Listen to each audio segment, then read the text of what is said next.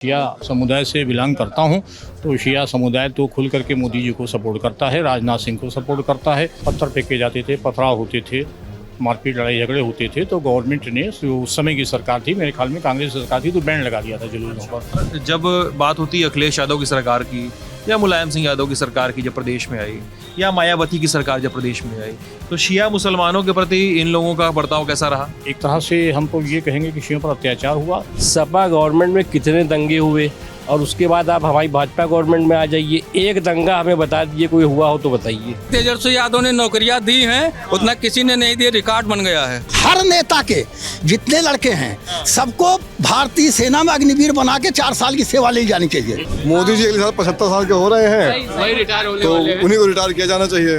क्या कर रहे थे यार नेहरू से क्या मतलब यार, 60 साल पुरानी बात कर रहे हो, एक तब आप चांद पे जा रहे हो। शूटर था वो पहले से ही कोर्ट में मौजूद था। बिलाल भाई बोल रहे हैं कि आपको गर्लफ्रेंड मिल जाए। भाई चाहे तो मिल जाएगा तो अच्छी बात है, तब तक जॉब भी मिल जाए शायद कहीं अगर आ जाए। लल्लन टॉप चुनाव यात्रा पावर्ड बाय मंगलदीप। प्रार्थना की महक प्रार्थना के बाद भी। प्रार्थना की महक प्रार्थना के बाद भी। नमस्ते, मेरा नाम सिद्धांत है और सामने फ्रेम में है लखनऊ डिस्ट्रिक्ट और सेशंस कोर्ट के 3 वकील। मैं हूं विजय के साथ, मेरे साथी वीडियो जर्नलिस्ट, और इस पूरे सफ़र में मेरे साथ लगातार उतार चढ़ाव के बीच, तबीयत ख़राब के बीच बने हुए विजय। और बात करेंगे चुनाव पे, चुनाव के साथ साथ बात करेंगे कानून पे, भारतीय न्याय संहिता पे, आईपीसी पे और तमाम चीज़ों पे। सर क्या हाल चाल है आप लोगों के? कौन बात करेंगे सबसे पहले? सर वरिष्ठ अधिवक्ता हैं। वरिष्ठ आप ही हैं सर। आपका घर, आपका घर तो बनारस में भी, ये भी पता चल गया। ये लखनऊ की तहजीब है। पहले आप जी आप बताएं क्या। हल्का सा आगे आ जाए ना, हल्का सा आगे आ जाए। सर हम लोग घूम रहे हैं, ठीक है, और कई राज्य कई इलाके घूम रहे हैं और कोशिश कर रहे हैं कि चुनाव को थोड़ा डिकोड करें। चुनाव को डिकोड करने से ज़्यादा सही है कि हम लोग लोकतंत्र को थोड़ा डिकोड करें, ठीक है। नमस्ते, थैंक यू। थोड़ा लोकतंत्र को डिकोड करें हम लोग। तो आप बताइए सर, अभी देश में 2 तरह की बहसें हो रही हैं। एक बहस हो रही है कि एक पक्ष कहता है कि साहब देश में लोकतंत्र खतरे में है, ठीक है, देश का संविधान खतरे में है, ठीक है, और एक पक्ष कहता है कि इतने भ्रष्टाचार हुए हैं कि देश का लोकतंत्र तो खतरे में इन वजहों से खतरे में है कि भ्रष्टाचार होते रहे हैं देश में तमाम तरह के स्कैम होते रहे हैं उन पार्टियों द्वारा। 70 साल बनाम 10 साल की लड़ाई होती है देश में। आप लोग बताइए सर, अधिवक्ताओं की नज़र से चुनावों को किस रूप में देखा जाए, थोड़ा बताइए सर। सर नाम बता दीजिए पहले अपना। मेरा नाम फरहत हुसैन एडवोकेट। फरहत हुसैन एडवोकेट, जी सर। 40 साल से मैं यहाँ डिस्ट्रिक्ट एंड सेशन कोर्ट में प्रैक्टिस कर रहा हूँ जी, और विशेषकर मैं सिविल साइड का स्पेशलिस्ट हूँ। सिविल के ही केसेस करता हूँ, ठीक है ना। और जहाँ तक आपका नाम?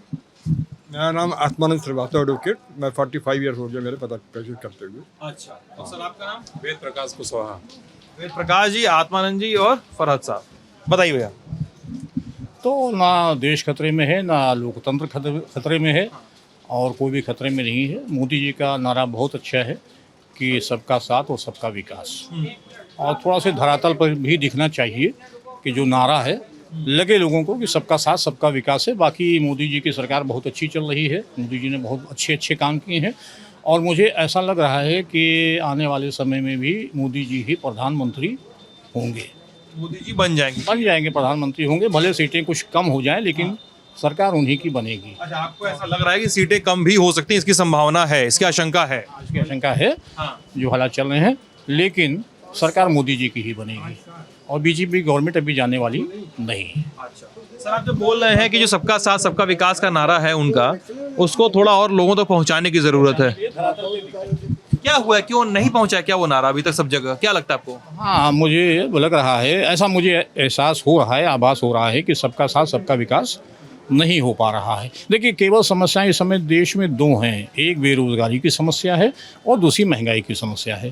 अगर बेरोजगारी और महंगाई की समस्या मोदी जी थोड़ा दूर कर दें तो मैं समझता हूं कि बीजेपी से अच्छी कोई गवर्नमेंट नहीं है। अच्छा। और विशेष करके देखिए, जहाँ तक कि हमारी बात है, मैं शिया समुदाय से बिलोंग करता हूँ, तो शिया समुदाय तो खुल करके मोदी जी को सपोर्ट करता है, राजनाथ सिंह को सपोर्ट करता है।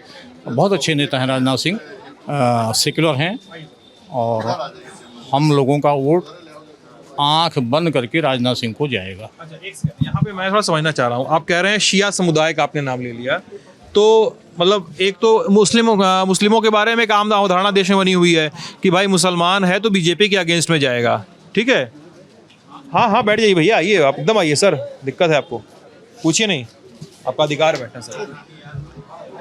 मुसलमानों के प्रति एक आम अवधारणा है कि भाई मुसलमान है तो बीजेपी के अगेंस्ट में होगा, ठीक है। और यूपी में एक और अवधारणा है, इसमें से नक्की कर दीजिए, कि मुसलमान है तो सपा के साथ होगा। क्या ऐसा है शिया समुदाय के साथ? ऐसा है कभी रहा कि उनका एलिनेशन चेंज हुआ कभी?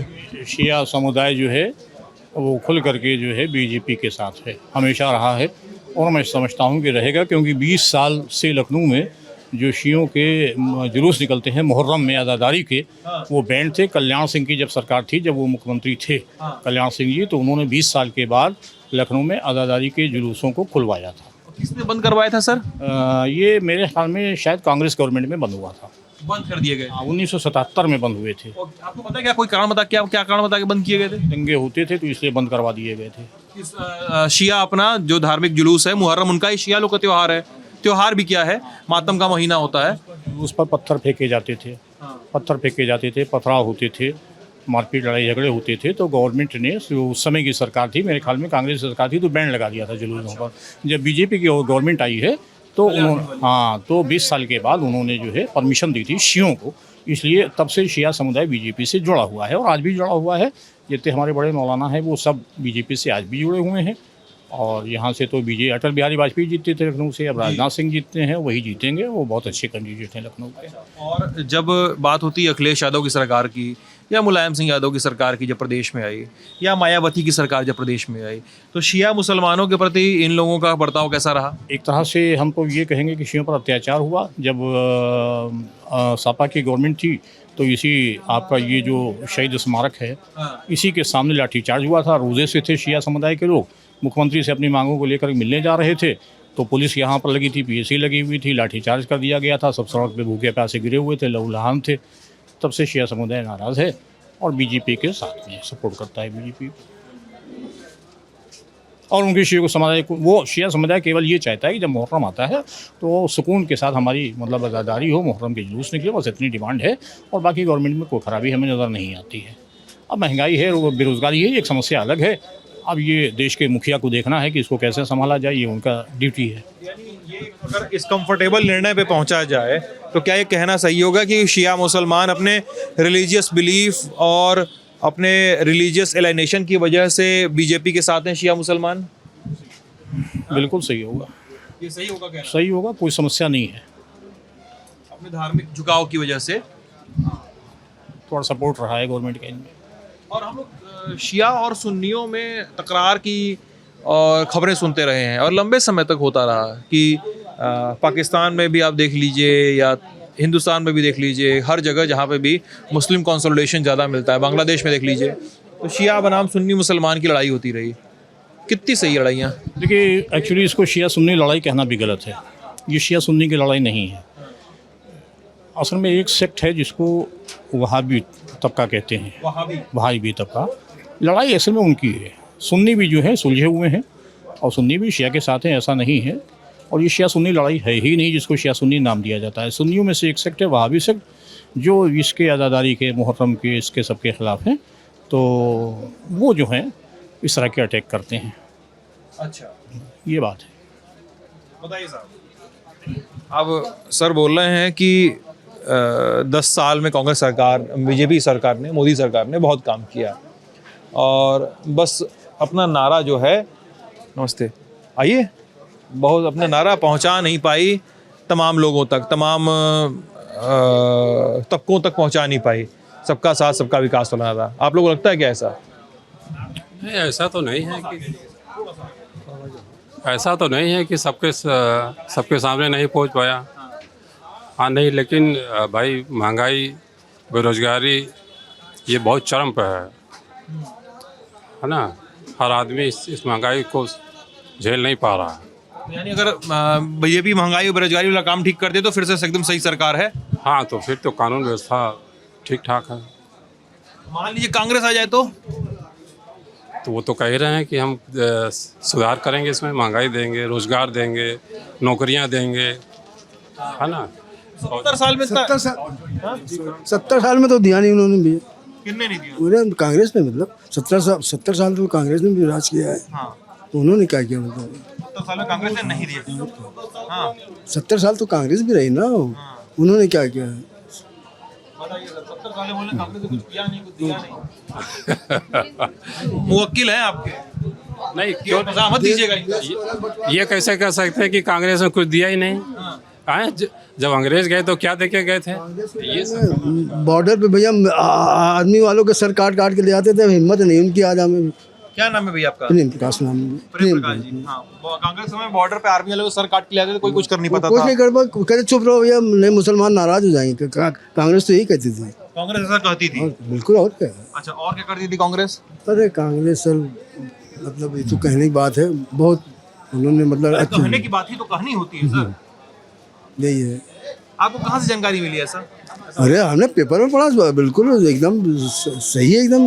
कांग्रेस के टाइम में कितने आर्मी वालों के उन लोग मारते थे तो कुछ नहीं बोलते थे लोग। अब तो लोग घुस के मारते हैं। अब आओ तुम लोग, हम लोग घुस के मारते हैं ना। और क्या, बिल्कुल बिल्कुल। ये उनको सब खराब लग रहा था। आपके वकील साहब थोड़ा सा केस फंसवा रहे हैं अपना। सही बात है भैया, हम जो सही बात है हम कह रहे हैं। वकील साहब डर भी रहे नहीं नहीं नहीं, हम डरते हैं भैया। देखिए जो होना है वो होगा। हम डरते उड़ते नहीं है। मतलब ये सब बात ये है कि मतलब अब थोड़ा सा स्ट्रांग है। मतलब इंडिया का देखिए हर शहर में नाम हो रहा है, हर जगह, पूरे दुनिया भर में इंडिया का नाम हो रहा है। ये मोदी साहब की देन है, ये मोदी जी की देन है। अब देखिए कभी सऊदी अरब में आप सोच सकते हैं मंदिर नहीं बनेगा। दुबई वगैरह में देख लीजिए, अबू धाबी में मोदी जी नहीं बना, मतलब मोदी जी के पावर से बना है, उनके पावर से बना है ना। अच्छा, क्या नाम है भैया आपका? ये मेरा नाम अतहर हुसैन आब्दी है। अतहर हुसैन जी। अतहर हुसैन साहब, आप बीजेपी के कार्यकर्ता भी हैं, ये भी पता है मुझे। हाँ जी, सक्रिय सदस्य हूँ भाजपा के। भाजपा का सक्रिय सदस्य हूँ, प्लस अखिल भारतीय शिया फाउंडेशन का राष्ट्रीय अध्यक्ष भी हूँ। अखिल भारतीय शिया फाउंडेशन का कहाँ से बना हुआ है इस फाउंडेशन? ये हमारा नीति आयोग में रजिस्टर्ड है और ये है एक एनजीओ है। ये भाजपा सहयोगी संगठन है हमारा। भाजपा का सहयोग करते हैं आप? जी, भाजपा सहयोगी संगठन अपने क्षेत्र की जो समस्याएं होती हैं लोगों की, उसको पूरा करते हैं, उनका साथ देते हैं और जो योजनाएं होती हैं उन तक पहुंचाते हैं। यही वर्क होता है इसमें हमारा, समाज सेवी टाइप का वर्क है ये। सब लोग, पिताजी समेत सारे लोग बोल दिए कि भाजपा ने जो काम किया नहीं किया, तमाम अपनी जगह है, प्लस और माइनस किनारे कर दीजिए अभी जी। तमाम आलोचनाओं, तमाम सराहनाओं के साथ, लेकिन भाजपा महंगाई और बेरोजगारी के मुद्दे पे कुछ करने से चूक गई। क्या हुआ, क्यों नहीं कर पाई भाजपा? क्या लगता है आपको ऐसा? खाली आप महंगाई और बेरोजगारी की बात देख रहे हैं, ये हमारी गवर्नमेंट को आप देख रहे हैं 7वां साल चल रहा है। ये 7वां साल कंप्लीट हो यूपी में। आप ये बताइए, पिछली गवर्नमेंट में जाइए, पिछली गवर्नमेंट पे सपा गवर्नमेंट में कितने दंगे हुए, और उसके बाद आप हमारी भाजपा गवर्नमेंट में आ जाइए, एक दंगा हमें बता दीजिए कोई हुआ हो तो बताइए। और पीसफुली तरीके से आदमी अपनी लाइफ गुजार रहा है। रही महंगाई की बात, तो महंगाई का जहाँ तक के मामला है, पिछले 25 सालों में आप बैक हो जाइए, जो साल आपके बढ़ते जाते हैं उसमें इम्प्रूवमेंट होती जाती है महंगाई में। वो तो एक अलग मामला है, वो विपक्ष का मुद्दा है और विपक्ष कोई ना कोई मामला उठाता ही रहता है, वो एक अलग मैटर है। लेकिन अगर आप देखेंगे पीसफुली तरीके से आदमी लाइफ गुजार रहा है तो इसी भाजपा गवर्नमेंट में ही गुजार रहा है। बताइए, आप बताइए कोई दंगा हुआ हो बताइए हमें। अब सपा गवर्नमेंट में कितने दंगे हुए भाजपा में, हुए कि नहीं हुए? तो क्यों सपा सरकार क्यों नहीं रोक पाई, क्या लगता है आपको? भाई उसका एडमिनिस्ट्रेशन नहीं टाइट था, इसलिए नहीं रोक पाई। भाजपा का लाइन ऑर्डर बहुत मेंटेन है। लाइन ऑर्डर मेंटेन आपके सामने चीज़ें रखी हैं भाई। 7 साल हो गए, एक दंगा हमें आप कोई बता दिए, कोई दंगा हुआ हो भाजपा गवर्नमेंट में बताइए? कितनी जाने गई आप बताइए? हमसे क्या पूछ रहे, हम सपा के थोड़े हैं। नहीं, मैं आप मुझसे वो क्वेश्चन कर रहे हैं तो मैं एक बात बता रहा हूँ आपको। ये सही बात है, कंट्रोल है। मतलब 7-8 साल में यूपी में कोई भी दंगा नहीं हुआ। बीजेपी गवर्नमेंट में लॉ एंड ऑर्डर बहुत अच्छा रहता है, कभी भी जो है दंगे फसाद नहीं होते। लॉ एंड ऑर्डर में तो कोई कमी नहीं, कोई कमी मैंने कहा। लेडीज वगैरह भी सब सेफ है, आराम से, कोई हिम्मत नहीं। मतलब पहले तो दुनिया भर का सब नहीं लीक हुआ था इससे पहले सपा सरकार में। पेपर भी नहीं लीक हुआ था बोल रहे। कभी क्या नाम है भाई आपका? जय सिंह नाम है मेरा, जय सिंह जय सिंह। जी। इससे पहले सपा सरकार में पेपर भी तो कभी नहीं लीक हुए, गवर्नमेंट भर्ती निकली यूपी लेकिन पे, आप ये मानने की दंगे होते थे, पेपर लीक भले ही नहीं होता था। दंगे भी नहीं हुए। कौन सा दंगा हुआ? कौन सा दंगा हुआ? कोई दंगा नहीं हुआ, बताएं। कोई एक दंगा बताएं या कोई एक हॉस्पिटल या मेडिकल बताएं कि कहीं बना हो बीजेपी की सरकार में, कहीं बताएं। बेरोजगारी की क्या स्थिति है? बताइए सर, बता दीजिए। बीजेपी गवर्नमेंट में आप हमें एक वरिष्ठ बड़े लेवल का दंगा बताइए, कहाँ पे दंगा हुआ? बड़े लेवल का दंगा क्या होता है मालिक? कहीं नहीं हुआ, कुछ नहीं हुआ, कोई दंगा ही नहीं हुआ, कोई जान नहीं गई। सपा गवर्नमेंट में सुन्नी शिया राइट्स हुआ, हिंदू मुस्लिम राइट्स हुआ, सब हुआ। मुजफ्फरनगर वाला कांड आप भूल गए, कितनी जाने गई उसमें बीजेपी गवर्नमेंट। नगर दंगा ये गिना रहे हैं। आप बताइए। बेरोजगारी पे बात करिए जिसपे जरूरत है। दंगे पे बात ना हो। बेरोजगारी पे बात करिए जिसपे जरूरत है। कितना लोग बेरोजगार हैं, कितनी महंगाई है, चरम सीमा पे बेरोजगार लोग घूम रहे हैं। ना कहीं कोई इलाज हो रहा है, ना कोई जो है कोई मेडिकल बन रहे हैं, ना कोई सुविधाएं मिल रही हैं। सबसे बड़ी बात है पेपर लीक भर्ती, युवाओं के लिए सबसे यही वो होता है। यूपीपी का पेपर लीक हो गया, कब उसका पेपर समीक्षा अधिकारी का पेपर लीक हो गया, सब कुछ युवाओं ने भरा, फर्जी परेशान हुए। 60 लाख लड़कों ने भरा था फॉर्म यूपीपी में, और लीक हो गया ना, पेपर लीक हो गया।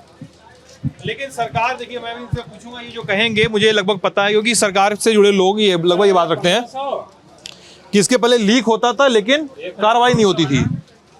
देखिए, अगर आज ये देखेंगे, भर्ती नहीं थी सब, दुनिया भर ऐसे ही भर्ती हो जाती थी सब, ऐसे ही भर्ती हो जाती हाँ, नोट गिनो इधर, जाओ अंदर, नौकरी बस बढ़िया नौकरी लगती होगी इसे ना। और क्या, बिल्कुल। कितना लेकर रेट था उस समय नौकरी का चाचा? अरे अब यही तो सर जाने, मतलब लेने वाले देने वाले। कितना रेट था चाचा? ये तो सर लेने वाले देने वाले।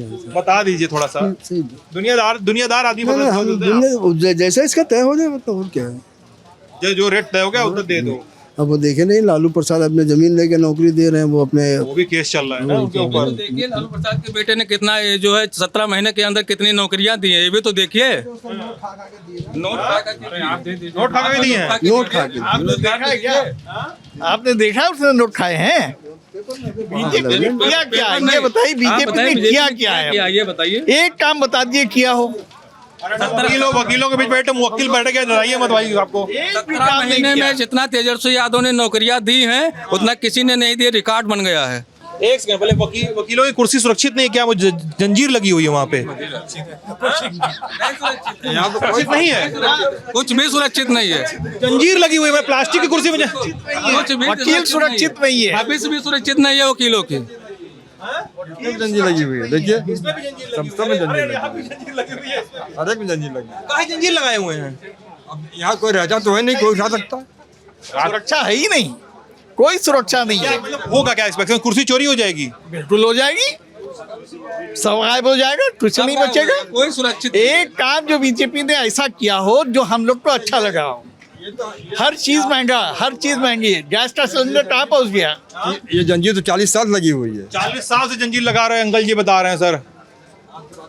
ये 40 साल से लगा रहे, मेरे ख्याल ये चैम्बर 40 साल पुराना है भी नहीं।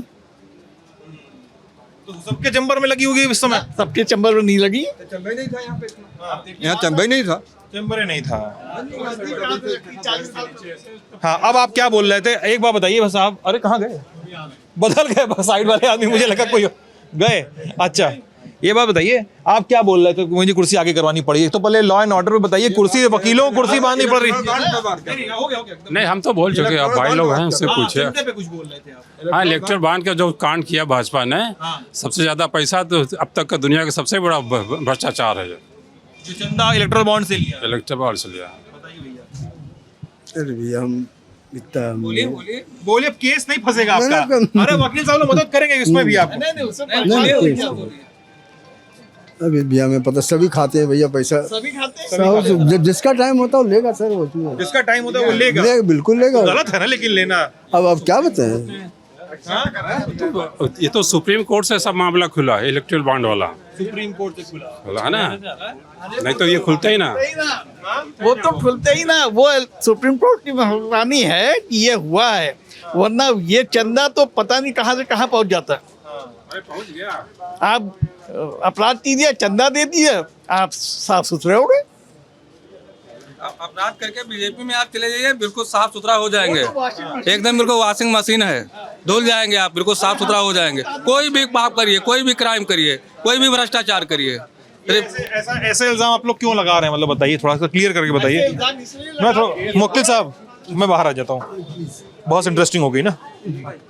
ऐसे इल्जाम हम इसलिए लगा रहे हैं कि जो सामने हो रहा है, आज उन पे आप इल्जाम लगाते हैं, कल चंदा पहुंच जाता है, आप साफ सुथरे हो जाते हैं। तो इल्जाम हमने थोड़े लगा, ये तो सुप्रीम कोर्ट से आ गया ना, आप भी मान रहे हैं।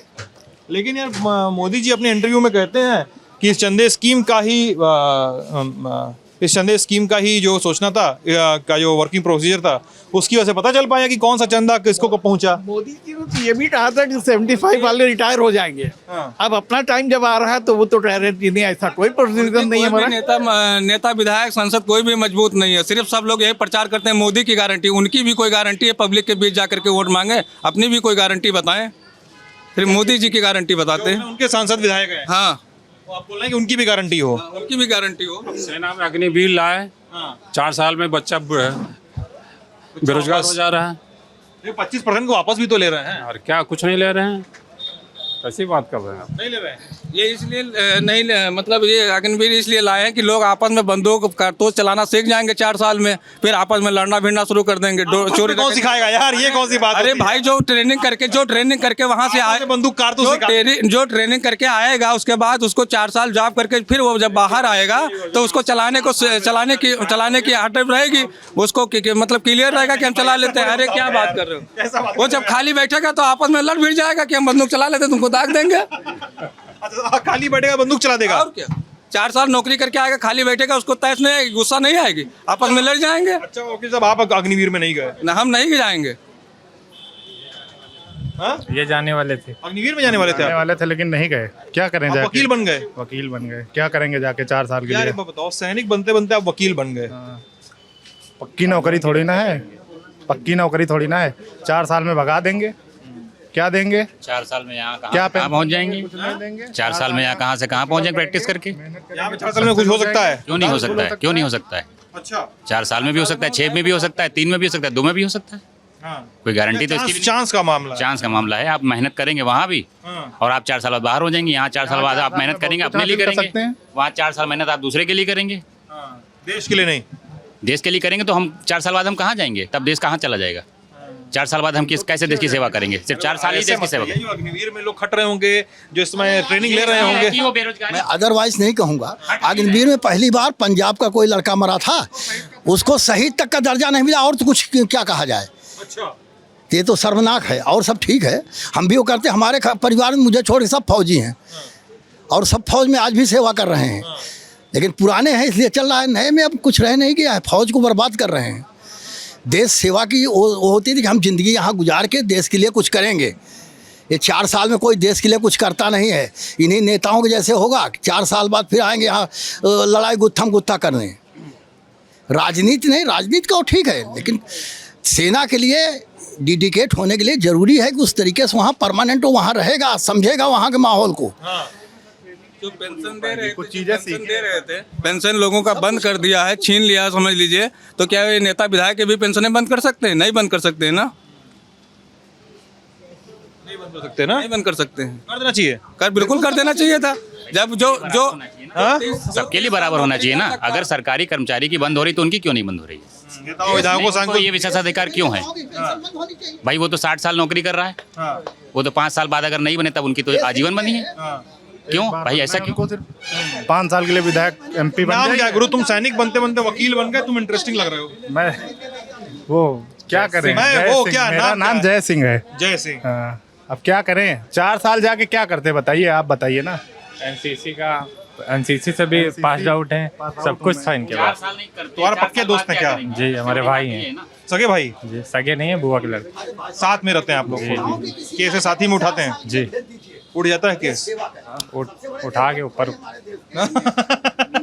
क्या क्या क्या उठा देते हैं, उड़ जाता, उठा के ऊपर पहुंचा देते हैं। हाँ, क्या अंकल जी बताइए, गुस्सा आपका? गुस्सा नहीं है, ठीक है, नेताओं नाराजगी नहीं है, ठीक है, सुख। हाँ, हमारा कहना यह है हर नेता के जितने लड़के हैं सबको भारतीय सेना में अग्निवीर बना के 4 साल की सेवा ली जानी चाहिए, उचित बात है। अरे वो एक प्राइमरी स्कूल में एडमिशन करा के देख ले अग्निवीर में होगा अंकल जी। उससे क्या होगा? अरे वो असली देशभक्त तो वही हैं, हमारे हीरो भी हैं, इसलिए उनके लिए जरूरी है कि वो देश सेवा की ट्रेनिंग ले, सेवा भी करें। और क्या, जबरन सेना में भेजने में घबरा नहीं जाएगा मामला। हो सकता है किसी का जाने का मन न हो, उसको आप भेज दे सेना में। ऐसा है तो फिर देशभक्त काहे का है वो? फिर ये कहिए कि हमारे राजनेता देशभक्त नहीं है, ये कह देना चाहिए ना। बिल्कुल सही बात है। फिर के लिए तो हर व्यक्ति कहता है कि अच्छा है, हर व्यक्ति कहता है शहीद हमारे देश में देशभक्त पैदा हों, भगत सिंह पैदा हुए, लेकिन हर व्यक्ति कहता है पड़ोसी के यहाँ हो, मेरे घर में ना हो। हर व्यक्ति आजकल यही सोच रहा है, तो ये गलत है। सबसे पहले ये होना चाहिए कि देश के लिए अगर डेडिकेटेड है तो उन्हीं के परिवार से देश की सेवा करे। देशभक्ति लेकिन अंकल जी कि आप सरहद पे जाने से होगी? अंकल जी देशभक्ति तो है, देशभक्ति मैं सरहद पे जाने से नहीं कह रहा हूँ। अभी आपने जो अग्निवीर है उसको लेके लोगों से कहा, उस पे मैं कह रहा हूँ। बात आप ही ने कही थी ना कि जो अग्निवीर जा रहे हैं वो देशभक्ति कर रहे हैं और जो नहीं जा रहे हैं वो देशभक्त नहीं है। नहीं, मैंने ये कहा था कि आपने कहा था कि देश की सेवा कर रहे हैं उससे कुछ नहीं होगा, तो मैंने कहा कि ऐसे मत कहिए, वो देश की सेवा कर रहे हैं, वो टफ ट्रेनिंग में है। सुन लीजिए, मेरा आशय था कि वो टफ ट्रेनिंग में है और वो देश के लिए गए हुए हैं, किसी जज्बे के साथ गए हुए हैं, उसको किसी तरह से डिमीन नहीं करना चाहिए। अब मैं ये एक सवाल उठा रहा हूँ कि देशभक्ति क्या केवल सेना से ही होगी? क्या सरहद पर जाने से देशभक्ति होगी? क्या हम अच्छा वकील, अच्छा पत्रकार, अच्छा नेता, अच्छा अधिकारी बन के देशभक्त नहीं बन सकते हैं? तो यही तो बात हम लोग भी तो यही कह रहे हैं। जैसे आपने इनसे पूछा कि आप क्यों आ गए भाई, तुम सैनिक छोड़ के यहाँ क्यों आ गए, इसका मतलब आप उसको वकालत के पेशे को कुछ कम आंक रहे हैं सैनिकों से। नहीं भाई, आपने क्यों फिर इनसे ये बात पूछी कि आप क्यों नहीं गए वहाँ? हम वकालत के पैसे कम नहीं आप रहे भाई साहब, हम कचहरी में खड़े होकर ऐसी गलती नहीं करेंगे मालिक। अरे नहीं कर दी है। अरे आपने इनसे यही बात पूछी। हम चलिए कहते हैं कि 4 साल मान लीजिए चलेगा, तो 4 साल बाद फिर क्या करते? और जो आप कह रहे हैं देशभक्ति होके जा रहे हैं, वो देशभक्ति के उससे नहीं जा रहे हैं। ये बेरोजगारी इतनी है कि उनको 4 साल के लिए अपना जो उनको इकोनॉमिकल प्रॉब्लम है उसको सर्वाइव करने के लिए 4 साल जा रहे हैं। उसके बाद फिर क्या करेंगे वो? 4 साल हम अपने लिए मेहनत कर रहे हैं यहाँ पर, और क्या यहाँ हम अपने लिए मेहनत कर रहे हैं? तो अगर हम प्रॉब्लम सॉल्विंग, हम जो यहाँ पर हमारा प्रोफेशन है वो तो प्रॉब्लम सॉल्विंग प्रोफेशन है, हम दूसरों की प्रॉब्लम सॉल्व कर रहे हैं। हर कोई कहीं ना कहीं, चाहे किसी प्रोफेशन में हो, किसी की प्रॉब्लम सॉल्व कर रहा है, तो ये भी तो देशभक्ति ही है। मैंने कब कहा? मैंने नगार थोड़े उससे। मेरा 100 लोग गए अगर अग्निवीर में तो 25 लोग रिटेन भी तो होते हैं। सरकार की ये भी तो योजना है। जो 25 लोगों का बताइए, 25 लोग हो गए, 75 लोग का क्या होगा? 75 क्या करेंगे वापस आके? 75 क्या करेंगे? वो भी 4 साल के बाद, वो भी 4 साल के बाद वहाँ से वापस आएंगे, उसके बाद क्या करेंगे? उनका क्या हाल होगा ये तो बताइए। वो तो कहीं नहीं रहेंगे, कोई काम भी नहीं कर सकते, कोई बिजनेस नहीं कर सकते, फिर उनका क्या होगा? 4 साल ऐसा क्यों नियम किया गया कि 4 ही साल के लिए क्यों रखा गया और आगे क्यों नहीं किया गया? पहले भर्तियां 60 साल तक की हो रही हैं, या जितने भी 30 साल 35 साल जितने भी साल सर्विस करते हैं, उसमें क्या कमी रही कि अब इनको 4 साल वाली अग्निवीर योजना लानी पड़ी? क्या वजह रही? इनका मतलब मकसद था कि सेना में जो यंग टर्फ है उसको थोड़ा और रेडी किया जाए। नहीं तो अभी क्या नहीं है? उसके पहले जो सर्विस कर रहे थे वो यंग नहीं है, या जो उनका रिटायरमेंट की एज रखी गई थी वो भी तो कुछ सोच समझ के रखी गई होगी। भाई 20 साल 25 साल में आप रिटायर हो जा रहे हैं, उसके बाद आप दूसरी जगह जॉब कर सकते हैं, तो बात तो वही है ना। 4 साल के बाद नेता को रिटायर कर दो, सीधी बात। क्या हुआ? मतलब 4 साल के बाद नेता लोग रिटायर हो जाएं तब भी ठीक, उनको दूसरे उस पे नेता को रिटायर करने वाले हैं इस साल आप? अरे हम नहीं हम क्यों? किस नेता को रिटायर करने वाले हैं? तो 4 साल बाद अग्निवीर क्यों 4 साल के रखे गए? 75 साल के हो रहे हैं। हाँ, मोदी जी अगले साल 75 साल के हो रहे हैं, वही रिटायर होने तो वाले हैं। उन्हीं को रिटायर किया जाना चाहिए। रिटायर कर देना चाहिए। मतलब ये भाजपा की अपनी नीति है कि 75 साल बाद रिटायर कर दिया जाना चाहिए, और अगली वर्ष वो 75 साल के हो रहे हैं। मेरे समझ से उनको रिटायर होना चाहिए। तो ठीक है, चलो अगर मान लीजिए आप लोग की बात मान लें कि उम्र का तगाजा और भारतीय जनता पार्टी की जो आंतरिक नीति है उसको ध्यान में रखते हुए नरेंद्र मोदी जी को रिटायर कर देना चाहिए। मान लीजिए आपकी बात मान लिया जाए, और तब किसको प्रधानमंत्री बनाया जाए? देखिए, देश का चुनाव प्रधानमंत्री के लिए नहीं होता है, ये चुनाव सांसदों के लिए हो रहा है, और जब सांसद चुन लिए जाएंगे तो वो जिस पार्टी का बहुमत होगा वो पार्टी तय कर देगी। वकील वाला जवाब दे दिया आपने, चाय वाला जवाब ये लोकसभा का ये लोकसभा चुनी जा रही है, प्रधानमंत्री को चुना जा रहा है, ये लोकसभा चुना जा रहा है। और जिस हाँ भाई, कानून के दायरे में हम बात कर रहे हैं ना, तो ये सांसदों का चुनाव है, जिस पार्टी को बहुमत मिलेगा वो पार्टी तय कर देगी। ठीक, इस पार्टी को बहुमत मिल जाए। हमको आपको सांसद चुनने का अधिकार दिया गया है, प्रधानमंत्री चुनने के लिए हम वोट नहीं करते हैं। ये बताइए हम लोग जिसमें बात कर रहे हैं 24 में, पिछले कई सालों से देश में चुनाव प्रधानमंत्री को लेकर ही होता रहा है, ठीक है। और ऐसे चुनाव होता है कि जैसे आप अपना सांसद नहीं चुन रहे हो, अपना प्रधानमंत्री चुन रहे हो, ठीक है। इसी में लहर और एंटी इनकम्बेंसी जैसे टर्म आते हैं। देश में एक सरकार चल गई 10 साल, तो लगता है कि उसको बदला जाए, इस वजह से 14 में नरेंद्र मोदी मुख्यमंत्री बनते हैं, ठीक है। बीजेपी के बहुत सारे लोगों ने जब वोट किया तो उन्होंने लोकल सांसद को वोट नहीं किया, उन्होंने कहा कि ठीक है मोदी जी को पीएम बनाना है, वैसे वोट किया था ना। गलत तो नहीं बोल रहा हूँ मैं। कौम है, पढ़ा लिखा हुआ समाज का हिस्सा है। अधिवक्ता चेहरे पे वोट नहीं करता है, अधिवक्ता नीतियों पे वोट करता है, ठीक है। तो सुनिए, अधिवक्ता नीतियों पे वोट करता है और नीतियों पे वोट करेगा। ना ही कभी उसने चेहरे पे वोट किया है, ना ही कभी उसने हवा पे वोट किया है, ना उसने कभी लहर पे वोट किया है। वो इन सबसे ऊपर है, इन सब चीजों को समझता है। वो जब भी वोट करता है मुद्दों पे वोट करता है, और मुद्दों पे सरकार को गिराएगा, मुद्दों पे नई सरकार को लाएगा। ठीक है, ये बताइए, अब मैं ये जानना चाह रहा हूँ कि नीतियों पे आपकी बात कर रहे हैं, किन नीतियों पे आप सरकार के काम धाम से खुश या नाखुश हैं? नीतियों की बात करें। एक अग्निवीर तो सबने बता दिया, चलिए। अग्निवीर का मुद्दा ही नहीं है। देखिए, हमारा सवाल यह है कि जो संविधान में बेसिक चीज बताई गई है कि इस देश के मजदूरों को क्या सरकार ने दिया है, युवाओं को कितना रोजगार मिला है, ये देखा जाएगा। समाज के अंदर सौहार्द की क्या स्थिति रही, ये भी बहुत महत्वपूर्ण है। अगर समाज में सौहार्द नहीं है, समाज में अशांति है, तो निश्चित है वो समाज विकास नहीं करने जा रहा। तो विकास के लिए पहले वो बेसिक चीज, वो फंडामेंटल जरूरत है कि समाज के अंदर शांति बनी हो। समाज के अंदर शांति है कि नहीं? अभी शांति है या नहीं, देखिए बहुत कुछ चीजें मैं आपके अखबार के लिए हो सकता है मटेरियल ना दे पाऊं, लेकिन इसको आप भी समझ रहे होंगे और कोई सुन रहा तो वो भी समझ रहा होगा मैं क्या कह रहा हूं। मैं नहीं समझ रहा हूं सर। देखिए तो जनता समझ रही है। नहीं, सुन तो लीजिए। जब मैं ही नहीं समझ पाएंगे हम जनता को क्या समझाएंगे? आप मेरी बात समझिए। आप समझाइए नहीं, आप अरे यार ऐसा क्या है, हमको एकदम नासमझ मान के बैठे हैं। आपको रख दीजिए वहां पर, जनता खुद उसको सुन तो लीजिए। नाम क्या है आपका? मेरा नाम प्रवीण पांडे है। प्रवीण जी, आप वकालत करते हैं लंबे समय से, कहाँ के रहने? लखनऊ के रहने वाले हैं? मैं लंबे जूनियर वकील हूँ, अभी लंबा सा सीनियर हमारे सर खड़े हैं जी। कहाँ के रहने वाले हैं? मैं वोटर हूँ अमेठी डिस्ट्रिक्ट का। अमेठी के रहने वाले? हाँ, और बाकी मैं सारा काम पला बढ़ा लखनऊ में हूँ। प्रवीण जी, मेरा सवाल देखिए ये है, छोटा सा सवाल है। सवाल ये बन रहा है मेरा ना कि आप जो कह रहे हैं वो बात ठीक है, लेकिन जब आप ये कह रहे हैं कि सामाजिक सौहार्द नहीं है या सामाजिक सौहार्द है, तो मैं उसको समझना चाहूंगा। अगर आप मैं मुद्दे में जानना चाहता हूँ, मेरी बेसिक सी चीज है कि अगर मुद्दे ये हैं कि क्या रोजगार मिला या नहीं मिला। नहीं सर, नहीं सर, सामाजिक सौहार्द की बात करेंगे। वो पसंद का मुद्दा नहीं है, वो समाज के लिए जरूरी मुद्दा है। सौहार्द, क्या सौहार्द इस देश का जरूरी मुद्दा नहीं है? क्या बेरोजगारी, महंगाई और देश की सुरक्षा और राष्ट्रीय संबंध, अंतर्राष्ट्रीय संबंध में देश के जरूरी मुद्दे नहीं है? वो सारे जरूरी मुद्दे, एक जरूरी मुद्दा मैं उठा रहा हूँ, उसके बाद सारे मुद्दे उठाऊंगा। आपने सामाजिक सौहार्द की बात कर दी, शांति की बात कर दी, इसलिए मैंने उठा लिया उसको। क्योंकि अभी कुछ देर पहले एक वकील साहब थे, वो बीजेपी के मेंबर भी हैं, और ये वो सवाल उठा रहे थे कि बताइए साल 2013 में मुजफ्फरनगर में इतना बड़ा दंगा हुआ, और पिछले क्या 7-8 सालों में प्रदेश में, यूपी में इतना बड़ा दंगा कभी हुआ? देखिए, हम किसी घटना की बात नहीं करेंगे। सौहार्द है, अगर ये सवाल है तो निश्चित है हमारे देश की जनता के बीच में आपस में प्रेम बहुत है, एकता बहुत है, तो कभी भी उनकी तरफ से कोई गड़बड़ी नहीं होती और उनकी तरफ से ऐसे कोई बात नहीं आती है। मसला ये है कि ऐसी चीज़ों को मुद्दा बनाया जा रहा है। हमारे राजनीतिक जो पॉलिटिकल पार्टीज हैं, जिनको इससे लाभ लेना है, वो इसको मुद्दा बना रहे हैं और वो इसको बिगाड़ने का प्रयास अपने भाषणों तमाम जगहों पर कर रहे हैं। अगर मैंने कहा सामाजिक सौहार्द की जरूरत है, तो इसका मतलब नहीं कि नीचे सामाजिक सौहार्द नहीं है, लेकिन ऊपर से बिगाड़ा ना जाए। तो मेरा ये कहना है कि मतलब सवाल यही, ऊपर से बिगाड़ने की कोशिश हो रही है क्या? बिल्कुल हो रही है, निश्चित है। जब सरकार के पास में कुछ दिखाने के लिए, मैंने इन 10 सालों में 10 सालों में दिखाने, हम ये आपने जैसे अभी एक बात कही कि मुजफ्फरनगर में दंगा सबसे बड़े, एक मिनट जाइए, सबसे बड़ा दंगा हुआ, तो मैं आपसे ये जानना चाहता हूँ कि अब मणिपुर से बड़ा दंगा था, प्रधानमंत्री महोदय वहाँ क्यों नहीं गए एक बार भी? इस बात पे आप क्या कहेंगे? आप पूछते तो सबसे हैं, लेकिन आपका क्या इस बात में कमेंट है, ये बताइए आप। मुजफ्फरनगर, हाँ बताइए, हाँ बताइए आप, क्या देश के प्रधानमंत्री नहीं थे वो?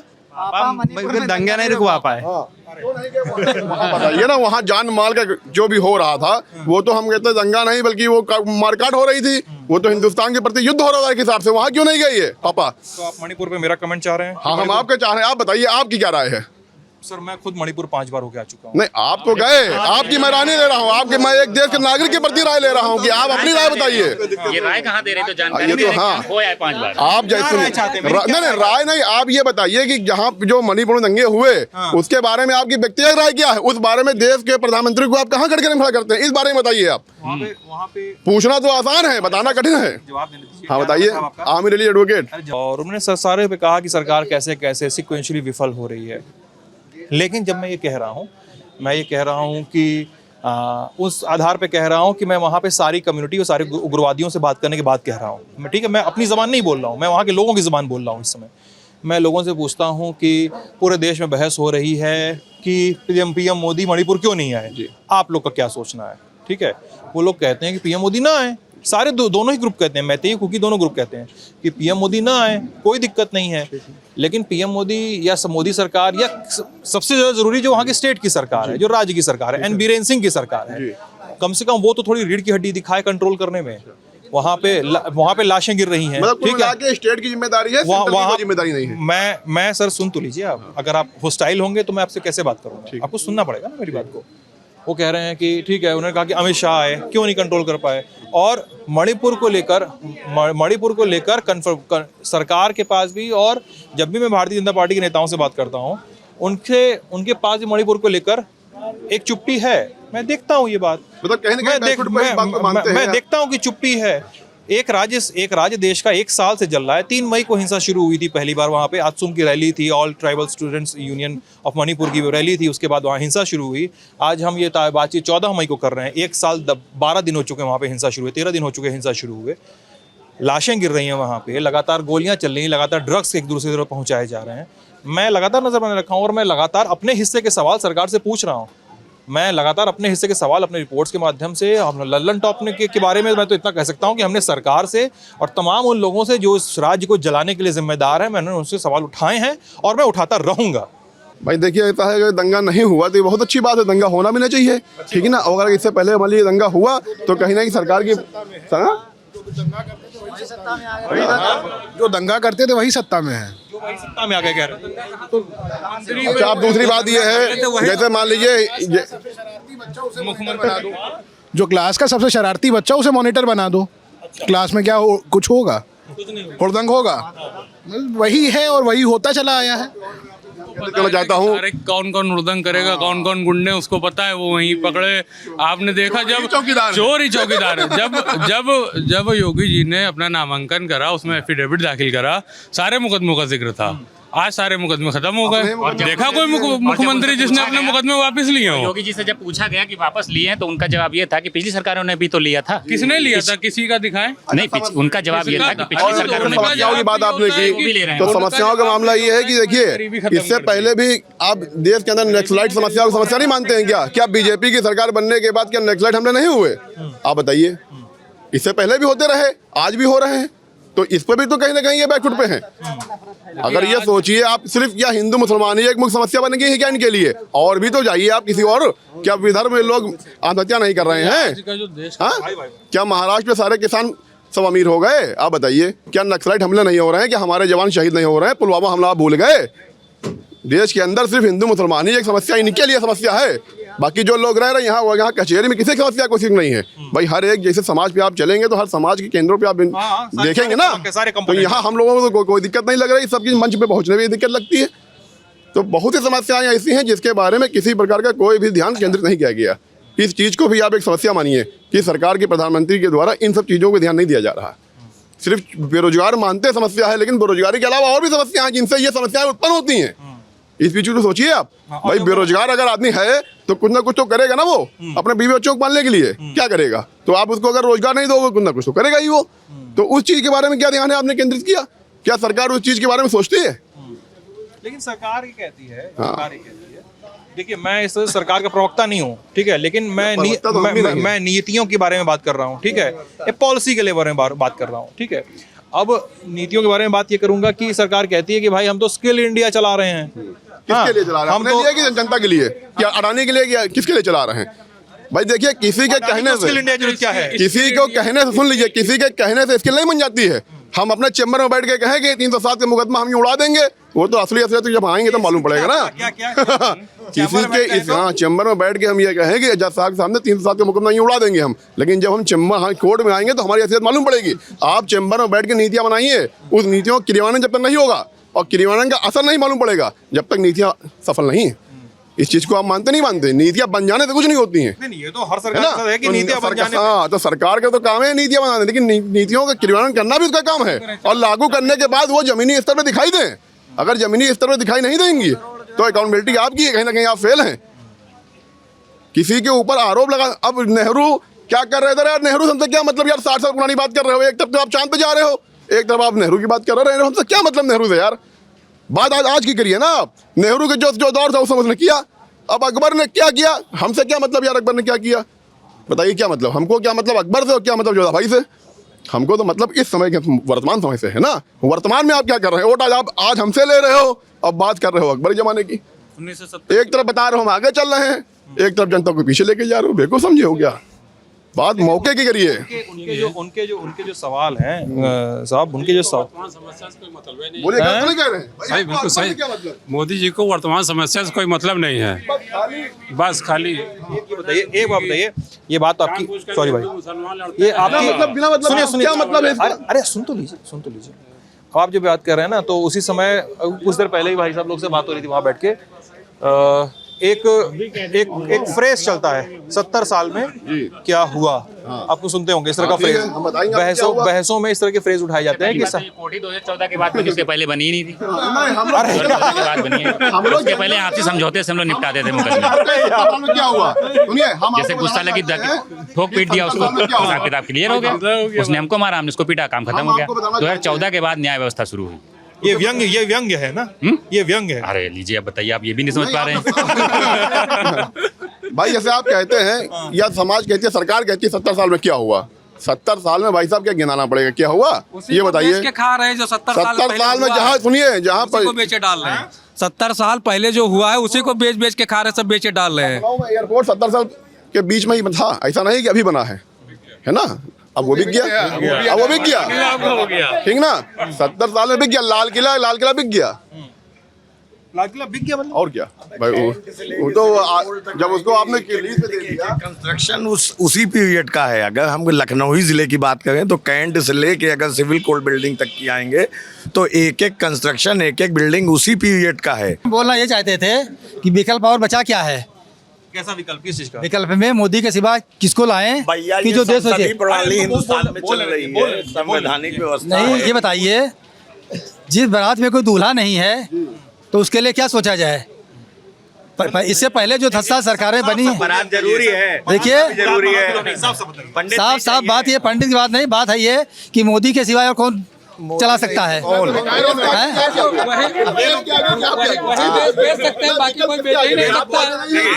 ये लोग क्या बोल रहे हैं सर, उससे मतलब नहीं है, लेकिन फिर भी बेस्ट चलाने में मोदी सक्षम है।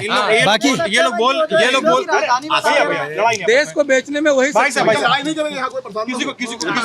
क्या 70-65 साल से अभी तक? किसी को ट्रोल मत करिए उसकी ओपिनियन के लिए। सुनिए, अब देखिए, इन्होंने ये बोल रहे हैं कि बीजेपी की नीति है कि 75 साल के बाद तो रिटायर कर दिया जाना चाहिए।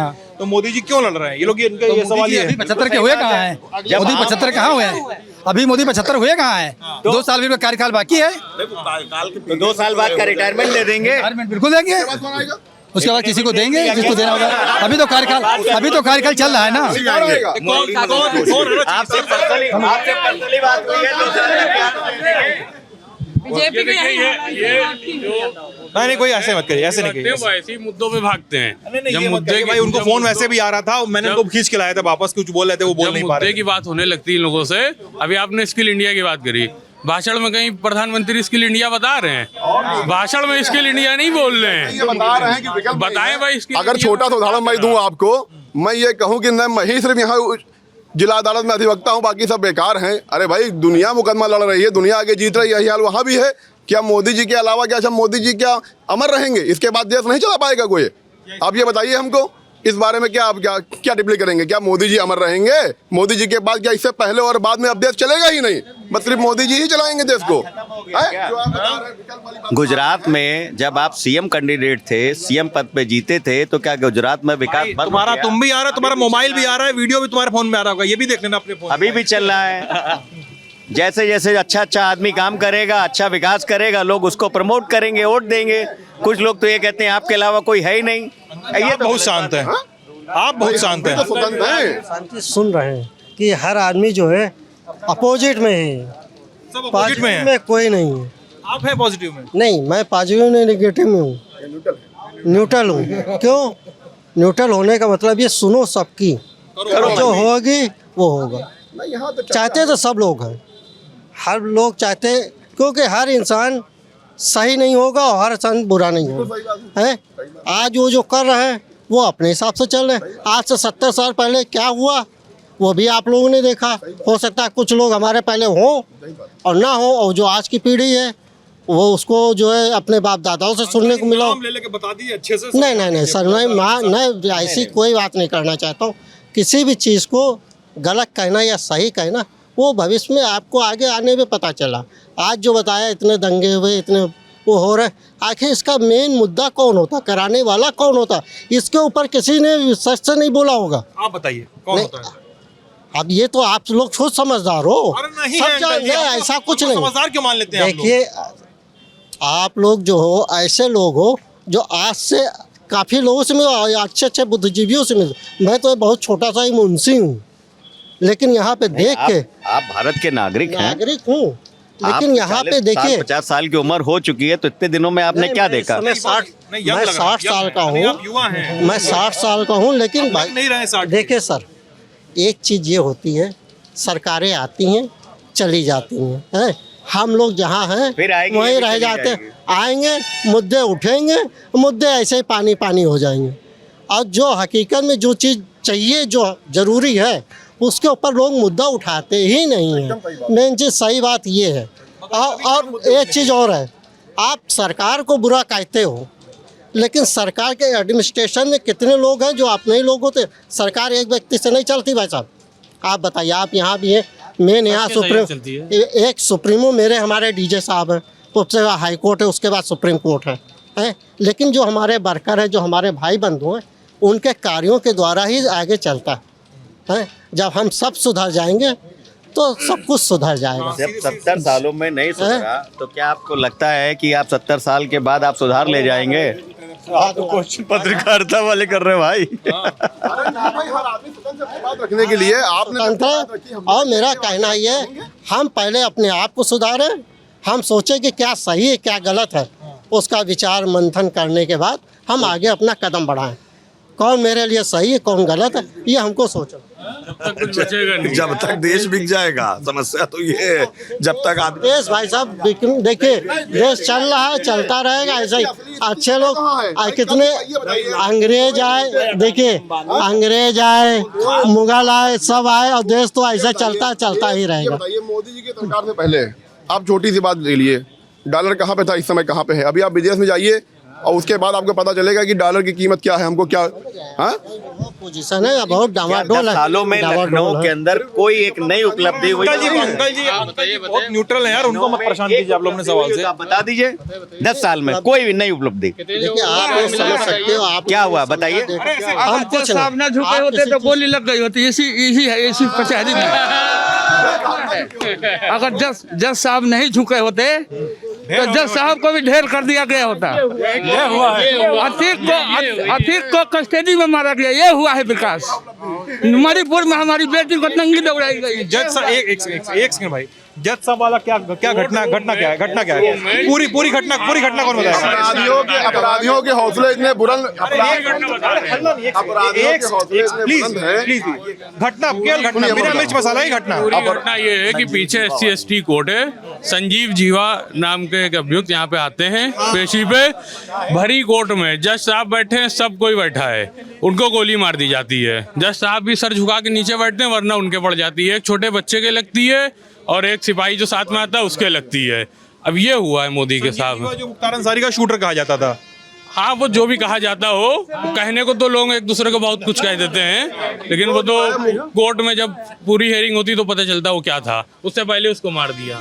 अब आप ये सोचिए कि Yogi ji law and order की बात करते हैं, कोर्ट में थे आप लोग? हाँ हाँ, कोर्ट में थे, सब लोग थे ऐसे ही नॉर्मल, जैसे हम आप लोग खड़े हैं, सब यही चल रहा था, यही माहौल था कोर्ट में। ये 2 बजे के आसपास कोर्ट रूम में थे। 2:30 बजे घटना है, 2:30 बजे की घटना है ये। संजीव जीवा, अरे समथिंग 2:30-3 बजे की घटना है। हम लोग यहाँ कोर्ट से निकल रहे थे, गेट नंबर 8 की तरफ से निकल रहे थे, तो हाँ गेट नंबर 8, हाँ पीछे तरफ है, SC/ST, हाँ वही हुआ, वही ये घटनाक्रम हुआ था। संजीव जीवा को कोर्ट के अंदर पेश किया जा रहा था। उसी समय जो शूटर था वो पहले से ही कोर्ट में मौजूद था, अधिवक्ता के रूप में वो मौजूद था। कपड़े पहने हुए थे। इस सरकार में वो किस तरीके से अधिवक्ता के भेष में जितने भी गेट हैं वहाँ पर किसी प्रकार की कोई चेकिंग नहीं थी, सरकारी कोई व्यवस्था नहीं थी, ना चेकिंग का कोई ऐसा प्रमाण था। और वो गेट के अंदर से प्रवेश करके वो कोर्ट पर रूम के अंदर तक चला गया, और जैसे ही जीवा को पुलिस अभिरक्षा में कोर्ट के अंदर ले जाया गया, तैसे ही उसने पिस्टल निकाल के उसके ऊपर लगातार 4-5 राउंड क्या था? कट्टा था, तमंचा था, क्या था? अब पिस्टल थी इम्पोर्टेड पिस्टल थी। ये था फायर करने वाला? हाँ, फायर करने वाला था। और भी हाँ, एक महिला घायल हुई थी, एक छोटी बच्ची को भी गोली लगी थी। और आज तक ये बताया गया कि आखिर ये क्यों आया था मारने के लिए, ये किसका आदमी था, अब कहाँ तक इसकी क्या दुश्मनी थी जीवा से, आदमी है, ये कहाँ है, क्या है, ये कौन था, कौन है, किसकी भाई ये भी तो जवाब एक बनता है। इसके पीछे कौन कौन सी साजिश थी, कौन कौन सा षड्यंत्र था, इसके पीछे कोर्ट रूम में थे, उसमें क्या स्थिति थी? फिर उसके बाद फायरिंग मच गई थी, बहुत भगदड़ मच गई थी, और जब साहब अंदर चले गए, अधिवक्ताओं ने खुद उसको पकड़ा। पुलिस गेम खेल रही थी, पुलिस बैठे गेम खेलती है। फोर्स तो नीचे बैठी हुई थी जिस समय गोली चली है, पूरा फोर्स उसके साथ में था, उसको प्रोटेक्शन मिला। जीवा के सर में गोली लगी थी, कहाँ लगी थी? अब पेट में गोली लगी थी, जीवा के पेट में। ये डॉक्टर से बेहतर आप पूछ सकते हैं। ऑन स्पॉट मौत हुई थी। जो भी अफरा तफरी हुई थी, सब अधिवक्ताओं ने उनको पकड़ा था। उसके बाद जो हाल हुआ, फिर अब कहाँ है, क्या है, गोली मारी वो कहाँ है, उसके बारे में क्या है? जिसको कंपाउंडर भी कहा जाता था अपराध की दुनिया में, मतलब मैं ये घटना आप लोग के मुंह से सुनना चाहता था कि आप लोग यहाँ पे थे उस दिन।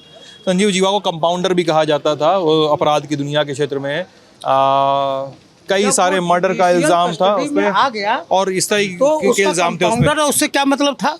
जुडिशियल नाम था उसका मालिक। नहीं, किसी को जुडिशियल न्यायिक अभिरक्षा में अगर कोई भी अभियुक्त यहाँ पर आ रहा है, तो उसको इस तरीके से, अगर वो इस सरकार में, किसी तानाशाही सरकार में अगर उसकी हत्या हो जा रही है, वो कोई भी हो, तो न्याय कहाँ रह गया? मैं तो अभी आया जब अंदर, मैं जब कोर्ट परिसर में आया ना आज, अरे सुन तो लीजिए, आप समझ नहीं रहे, मेरा सवाल ही नहीं समझ रहे हैं। मैं संजीव जीवा के बारे में बता रहा था कि उसको क्या कहा जाता था। प्रेम प्रकाश को मुन्ना बजरंगी कहा जाता था, उसका बजरंगी थोड़ा हो गया, वो तो गुंडा था ना। मैं कहानी बता रहा हूँ कि क्या कहानी थी, बैक स्टोरी क्या थी, मैं ये बता रहा था। अभी मैं जब आया ना अंदर तो मुझे तो बड़ा सिक्योरिटी दिख रही थी, लेकिन वो जो होता है ना गेट था, जो फ्रेम वाला गेट होता है, चेकिंग करने वाला गेट है, हाँ, मेटल डिटेक्टर वाला गेट होता है, उसके बाद से चालू हुआ, और उसके बाद से चालू हुआ। तो उस समय चेकिंग नहीं था कोर्ट में। उससे पहले हम उसी SC/ST कोर्ट में मौजूद थे। जब मैंने पहली बार जीवा को अपनी आंखों से देखा, मैंने नाम सुना था सिर्फ, तो वो ब्लड प्रूफ जैकेट वैकेट पहन के उनको लाया गया था।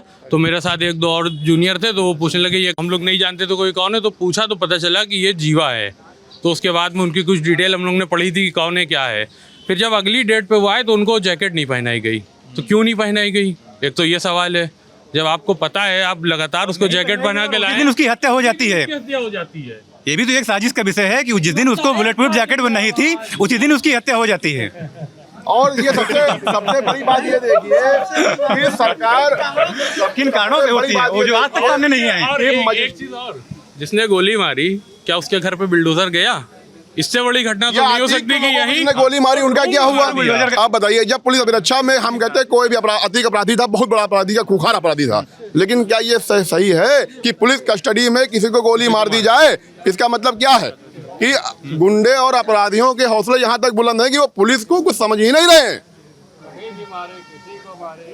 कोई भी खुखार, अगर इसका तो हौसला बुलंद है, पुलिस का हौसला बुलंद है, बिल्कुल पुलिस का हौसला बुलंद है कि अपराधियों का हौसला बुलंद है? पुलिस के मतलब समझे नहीं। जब पुलिस जो है, जब चाह रही है वही हो रहा है। अच्छा, इस वजह से पुलिस का हौसला बुलंद। बिल्कुल जो सरकार की पुलिस चाह रही है वो हो रहा है। अच्छा, जो सरकार की पुलिस चाह रही है वो हो रहा है भाई। कोर्ट के अंदर गोली चलना बहुत बड़ी बात है। एकदम मैं मानता हूँ ये बहुत बड़ी घटना है और इसको बहुत संगीन उसके बाद उससे पश्चात क्या हुआ? हाँ ठीक है, एक संजीव जीवा हो गया, एक अतीक हो गया, बहुत से हैं। और कौन बजरंगी को जेल में मार दिए गए, जेल में अभी मुख्तार अंसारी भी सस्पेक्टेड है कि क्या हुआ जेल। मुख्तार अंसारी की कोई सुयोजित हत्या है ये, मतलब ये नहीं है कि एकदम मर गए हों, इतना 6 फीट 6 इंच का आदमी और वहाँ ही मर जाएगा। और उनके जनाजे में आदमी देखिए आप पहले भाई, अगर कोई भी आप गए होंगे ना, क्या ऐसा कोई अपराधी हो सकता है जिसके जनाजे में इतना आदमी हो और वो भी धारा 144 लागू कर दी गई, उसके बाद इतना आदमी आया हो?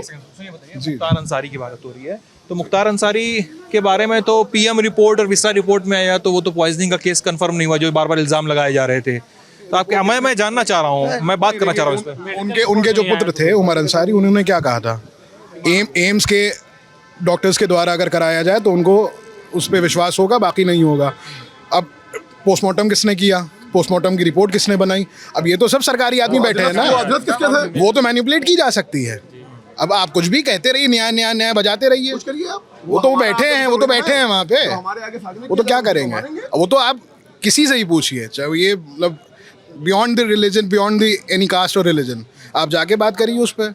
आदमी क्या कहेगा? कोई भी अक्लमंद आदमी होगा वो कहेगा भाई ये हत्या है। और कहीं ना कहीं इस बात पर तो आप ध्यान केंद्रित करिए कि जो मुलजिम था, मैं मुख्तार की बात नहीं कर रहा हूँ, किसी जाति विशेष की बात नहीं, मैं बात कर रहा हूँ मुलजिम की। मुलजिम ये सरकार से अपील कर रहा है कि मुझको जहर दिया जा रहा है। चुनाव का मुद्दा चल रहा है, चुनावी बात करिए आप। ये तो बात हो गई भाई साहब, बहुत देर में आया आप। अच्छा, ये क्राइम बढ़ क्यों रहा है? कभी इस पे सोचा?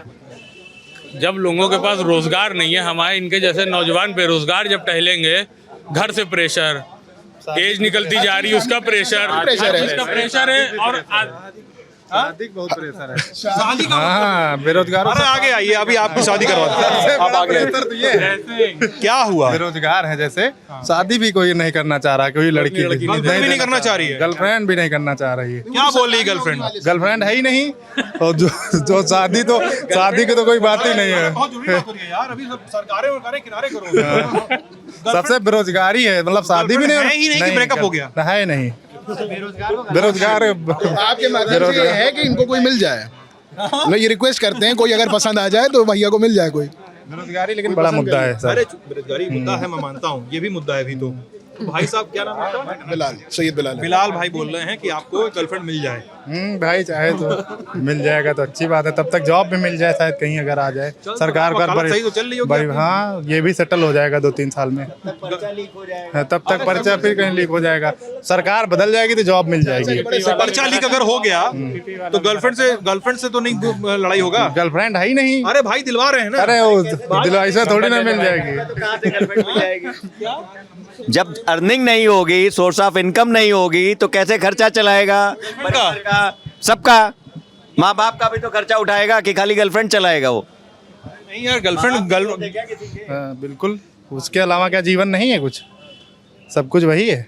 वो नहीं होगा तो घर मामा पता भाई बहन सबको देखना होता है। अभी तो पीछे से शादी का मुद्दा उठाते हुए आए थे। शादी हो नहीं रही है युवाओं की, ये बता रहे हैं। शादी की बात, शादी हो नहीं रही है, मतलब बेरोजगारों के साथ कोई करना नहीं चाह रहा, ये बता रहा हूँ। आपकी भी नहीं हुई है? नहीं, हमारी हुई नहीं, हो जाएगी। आप वकील है ना, सामने हाँ बिल्कुल थे। अब हमारा लोगों का अब यहाँ कोर्ट में रहना ही होता है, तो किसी कोर्ट में अगर कोई घटना हो रही है तो वहाँ पर अगर मौजूद है तो घटनाक्रम जो होगा वो तो देखेंगे ही। जी बताइए, पूछिए। देश हित में रहेगा, आबादी नियंत्रण रहेगी, शादी नहीं करेंगे जो। नहीं भैया, ये शेर है कि लैला नहीं थामती किसी बेरोजगार का हाथ, अगर मजनू को इश्क है तो कमाना सीख ले। वाह भाई। वैक्सीन कौन सी लगवाई आपने? वैक्सीन बड़ी इम्पोर्टेंट है, वैक्सीन बहुत इम्पोर्टेंट है। बच गए। कोविशील्ड लगवाइए क्या? बिल्कुल लगवाइए, बहुत। कोविशील्ड कैसे लेंगे वो वैक्सीन? सर्टिफिकेट से फोटो वापस भाई ना दिक्कत होती है, एक साथ है। एक तो भाई अग्निवीर में जाके वकील बने, अग्निवीर जाना चाहते थे, ये कुछ चेंजेस हो गए तो अब से वकील बन गए वकालत में। तो पहला वहाँ पे गोल वहाँ से चूक गया इनका। दूसरा, शादी नहीं हो रही है। तीसरा, गर्लफ्रेंड ही नहीं है। और चौथा, सब पे मतलब कोविशील्ड लगवा ली सबके ऊपर। सब लगवाए, ये भी लगवाए, ये भी सब लगवाए, इन्होंने नहीं लगवाया। राजधानी किताब में जो है अब नई चीज आने लगेगी कि जिलों की भी राजधानी हो गई है। तो बात ही लखनऊ की राजधानी क्या है? जिले की राजधानी क्या है? वो कैपिटल से वो मोदी जी से जो टंग स्लिप हुआ है उस पर आप फिर ले रहे हैं। हाँ बताइए क्या किया जाए? लगवाए हुए हैं, बताइए क्या किया जाए? चला जाए अम्बेडकर पार्क शाम को टहलने एक बार? नहीं बिल्कुल नहीं, हम नहीं जाएंगे। अरे बट टहलने चला जाए, 5 ठंडा ठंडा हो जाएगा, हल्का गन्ने का रस पी के हल्का। हाँ गन्ने का रस पी सकते हैं आपके साथ। हो रहा है भैया किस बात का? अंकल जी बहुत लड़ते हैं यहाँ पे लोग, समझाइए थोड़ा सा। समझाने का? अरे लड़के जो हैं जहाँ पर लड़ाई नहीं होगी वहाँ मोहब्बत नहीं होता है। लड़ाई तो लड़ेंगे ही तभी तो मोहब्बत होगी। अंकल जी अरे सुनिए अंकल जी, यहाँ पे लड़के हैं ये सब बोल रहे हैं कि गर्लफ्रेंड नहीं है, शादी नहीं हो रहा है, देश में चुनाव की बात की ऐसा है कुछ सलाह दे दीजिए इन लोग को। देश के प्रधानमंत्री नहीं रख रहा है तो पहला दिन तो वो सब नहीं, किसी से व्यक्तिगत है। हमें एक दो बात जरूर कर रहा था, ये अगर किसी सुनिए हमें किसी भी अगर व्यक्तिगत किसी के खिलाफ, चाहे प्राइम मिनिस्टर हो, चाहे चीफ मिनिस्टर हो, चाहे जो हो, कोई भी पर्सन अगर जो है उसके किसके खिलाफ कोई केस है, मुकदमा है, तो वो अपना या अपनी पार्टी से पैसा खर्च करे। गवर्नमेंट से कैसे पैसा खर्च कर रहा है ये? यानी हमारी पब्लिक मनी को जो है वो करोड़ों रुपया खर्च किया है, उसको क्यों जला रहे हैं? हाँ भी ऐसा है जैसे सपोज कर लिया केजरीवाल व्यक्तिगत फंसे हैं, चीफ मिनिस्टर नहीं फंसा है, उसने गलत काम किया है तो उसको अपने पार्टी से या तो खर्चा करे पैसा पूरा जितना, चाहे सिंघवी को किया, चाहे कपिल सिब्बल को किया, किसी को भी अपनी पार्टी से अपने अपने व्यक्तिगत तनख्वाह से या पैसा दे। हम लोगों क्या, हमें पैसा चाहिए, मान लिया इन केस हमारे पास केस है तो क्या गवर्नमेंट पैसा देगी हमको? तो आपको लगता है केजरीवाल ने गलत किया है? गलत किया न किया हम नहीं कहते, लेकिन जो खर्च कर रहे हैं गवर्नमेंट का पैसा क्यों खर्च कर रहे हैं? सरकारी पैसा ना खर्चा हो, मतलब सर उनका आपका कहने का मतलब है कि सरकारी पैसा खर्चा ना हो, जो पार्टी फंड में पैसा आता है करोड़ों रुपया कर लो अपना, वो सब करो अपना, हमारा पैसा मत खर्च करो, टैक्स का पैसा मत करो। गवर्नमेंट का पैसा बर्बाद करें, ये बहुत गलत चीज है। चाहे अगर उसके व्यक्तिगत केस पे है, केजरीवाल के खिलाफ मुकदमा है, वहाँ पर लोगों का पैसा, लोगों का केस में केजरीवाल के अलावा नहीं, अभी जैसे और भी पार्टियां, रूलिंग पार्टियां हैं, जो भी हैं पार्टियां, तो वो यही करती हैं कि चुनाव लड़ती हैं। तो चुनाव लड़ेंगे, अब चार्टर्ड प्लेन से आप जा रहे हो तो जनता का ही तो पैसा है ना, आप अपना पर्सनल पैसा क्यों नहीं खर्च कर रहे हो? उसमें जो वकील की खड़ा किए वो भी तो जनता का ही पैसा लेके खड़ा किए। इलेक्टोरल बॉन्ड इतना बड़ा मुद्दा था भाई, इलेक्टोरल आप कहते हैं हिंदू मुस्लिम, उसमें जो है बीफ कंपनी से जो है पैसा ले रहे हैं भाई, खुद चला रहे हैं। पाकिस्तान सकते तो चंदा मिल रहा है इनको, और इससे पैसा लिए हैं। कौन से लगवाए हैं? हमें एको नहीं लगवाए हैं, लगवाए नहीं किए हैं। पैसा जल्दीबाजी का इंजेक्शन है, क्या करना लगवा के? जल्दीबाजी में बना था ना इंजेक्शन। अब मान लीजिए वो इंजेक्शन जब भी कभी बनता है 2-4 साल 5 साल लगता है, ट्राई होता है, अब अचानक में बन के तैयार हो गया, हम लोग लगवा लें, पता चला कितने लोग मर भी तो रहे हैं, कितने लोग हार्ट अटैक में मर रहे हैं, हम लोग बचे तो हैं कम से कम।